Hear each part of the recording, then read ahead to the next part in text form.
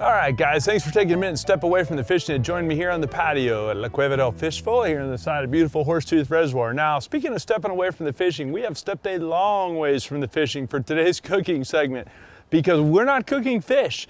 You've seen us before, we've cooked duck and a few other things. Well, today we're cooking some venison loins. And I've got a cast iron skillet, just a 10-inch skillet heating up right here on the camp shaft. It's on a 30,000 BTU burner, it's getting warm. All my ingredients are sitting here in the little trooper cooler. First thing we need is some onions. So we're gonna slice these onions just thin. We're gonna put some olive oil in our pan, a pretty good dollop of butter in the pan with them. We'll start breaking these in. Let these go for a minute here. These are cremini mushrooms. Creminis have more flavor to them than do, you know, say a button mushroom, although you could certainly use a button mushroom if you so desired. But the key to them is to cut them nice and thin. And as soon as you add the mushrooms into the pan, you're gonna know how much liquid you need or don't need. And in the case of mushrooms, it's almost always more liquid than what you think. And I'm gonna go ahead and add some right now. I can see just from looking at them, they need more than that. So what you see here is gonna end up being a 30-30 mix of olive oil, butter, and bacon fat that I'm gonna melt down right now. I just wanna get these onions and mushrooms cooked down most of the way. And the more time you give these, the better off they'll be. In the cooler here, I've been keeping my venison. There's a couple key things to venison that are really important. First of all, you don't want to overcook it. Second of all, it's very important that you trim it thoroughly. So I'm gonna take these and I'm gonna trim anything that even remotely resembles fat or silver skin off of them. All right, so we got our venison trimmed up. Now I'm gonna hit them with some Camp Chef all-purpose seasoning. Whatever kind of heavy-duty all-purpose seasoning you like is fantastic. You use whatever one you like. I like to put some of that. I like to put some of this. And I put it on both sides, and I'll put a little bit of salt on there as well. In the meantime, I can smell that these onions and mushrooms need to come out. We'll take them all in this bowl, and then we will add them back later once the venison is done. What I want to do is I want to dump out all of this fat, and we're going to start with fresh fat. That'll make sense here momentarily. Okay guys, so as you can see, I have cleaned out that pan and wiped it out with a paper towel and ready to start over again. And that'll become important here in just a second. You'll see why. So we're going to get some heat going under it again. We're going to take this venison and we're going to brush it with this mixture, which was olive oil, bacon fat, and butter, 30-30-30%, or roughly 30-30-30%. The reason is the bacon fat will give it flavor, the butter will help it brown very nicely, and the olive oil will kind of stabilize the whole mix. And you want to give it a pretty good coat.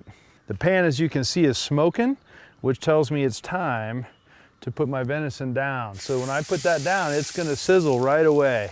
I'll leave them for a good, at least 3 minutes before I move them at all, and then we'll get them from there. So we'll take some more of our mixture and we'll brush it on top of them.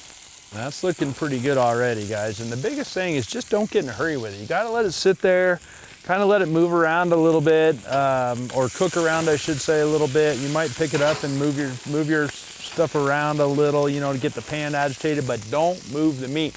You wanna make sure that it's making good contact with the bottom of the pan so that it hasn't bulged up away from the pan. You want as even of a flavored crust underneath there as you can possibly get. I'll start checking them at about the 2.5 or 3 minute mark, or you can smell it. If it starts to smell a little burnt, you need to flip them. It should have a little bit of a burn smell to it, but not so much that, you know, that they're actually burnt. So we'll keep an eye on them. All right, we're gonna go ahead and give this first one a look-see.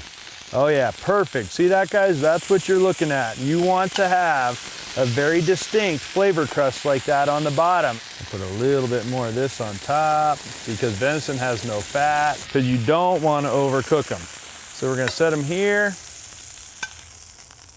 just like that. Put a lid on them and we'll let them sit.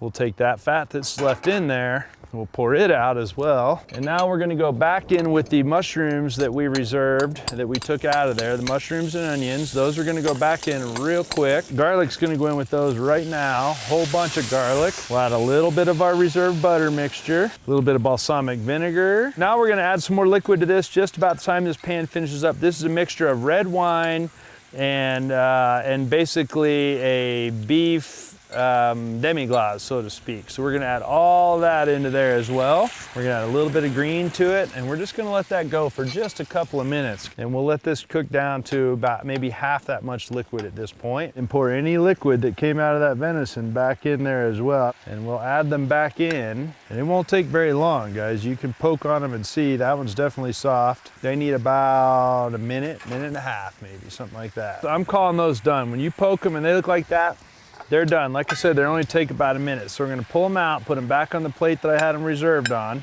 put the lid back on them, let them coast for just a minute. You wanna turn the heat down to low as it'll go and finish it with a pretty significant pat of butter. So now we're gonna take this, we're gonna take one of these spoons, we're gonna take it and we're gonna pour it right over the top.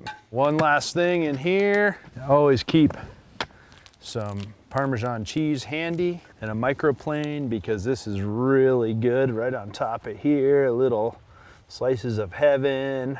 And then we'll add a little bit of this back in here over the top. So that's what I'm talking about, guys. Nice and rare in the middle like that. Absolutely perfect.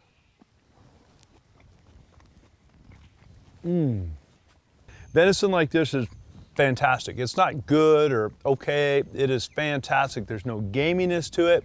It's rich, it's certainly decadent. The mushrooms, the onions, the butter, the bacon fat, it all comes together, makes a fantastic dish. Don't overcook it. If you harvest venison in the field, if you harvest it yourself, get the skin off, get the internals out as soon as possible, get it cooled down as fast as you can. Handle it carefully in the kitchen. All the silver skin and all the fat needs to come off it, all of it. Trim it good, sear it hot and fast, take it off the heat, let it rest. Fantastic, guys. If you want the recipe for this, you can get it at fishfulthinker.com. It'll be on our YouTube channel as well, Fishful Thinker, of course. The video of the recipe.